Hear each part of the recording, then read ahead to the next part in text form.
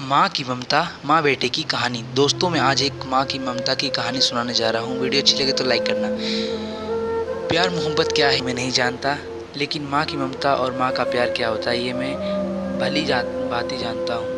आप भी जानते होंगे। माँ की मूरत होती है। माँ ममता का अर्थ है, हम सब जानते हैं कि माँ को अपने बच्चे के प्रति स्नेह मसी भी हो, लेकिन माँ तो माँ होती है। बहुत सारे लोग माँ का मतलब समझ नहीं पाते और माँ को भला बुरा कह देते हैं। ये कहानी एक ऐसी ही ममता वाली आधारित है।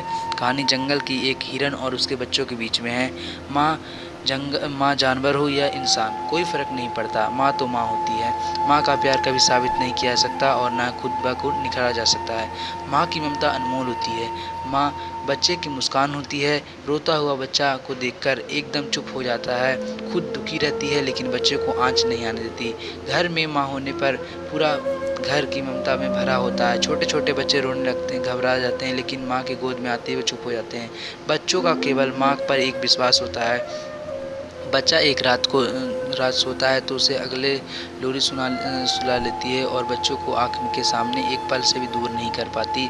बच्चों को हमेशा अपने आंचल में छिपा कर रखती है, खुद से ज़्यादा संभाल के रखती है। एक दिन की बात है। एक बच्चा छोटा था, वह बहुत नटखट था। उसकी हरकतें देखकर सभी हंसने लगते थे। बच्चा बहुत ही प्यारा था।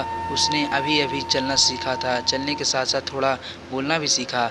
आसपास के सभी बच्चे को बहुत सारे प्यार करते, लेकिन माँ के बराबर कोई नहीं करता। एक बार घर के बाहर कुछ बच्चों के साथ खेल रहा आसपास के पड़ोसी लड़के ने खड़े होकर देखा कि उसकी हरकतों उसके दिल छू जाने वाली है। खेलते खेलते अचानक पत्थर में ठोकर लग गई और वह नीचे गिर गया और ज़ोर ज़ोर से रोने लगा।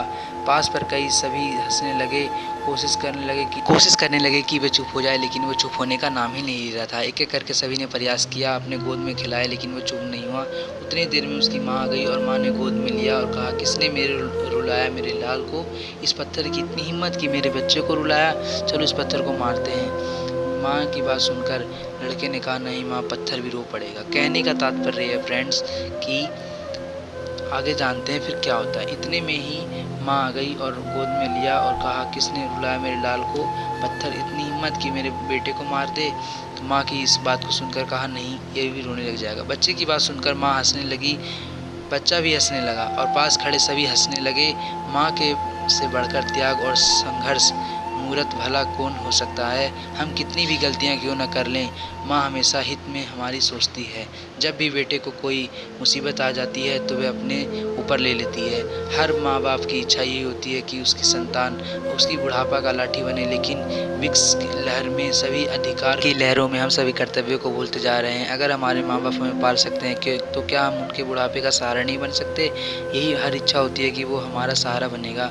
और लेकिन आज के युग में उस आश्रम को छोड़ आते हैं और ठोकर खाना पड़ता है। सभी हमारे द्वारा लिखा गया आर्टिकल को पसंद आया हो तो कहानी पे लाइक कर देना और अपने माँ बाप से कभी भी ऊंचा व्यवहार मत करना। कितने भी तुम्हें मार दे, दो झापड़ मार दे ऊपर से, तभी भी अपने माँ बाप को कभी भी नीचा मत समझना, क्योंकि वो तुम्हारे हित के लिए ही करते हैं। दुनिया में एक ऐसा आदमी है जो तुम्हारे लिए हित में करता है, वो तुम्हारे माँ बाप है। बाकी आप देख लेना।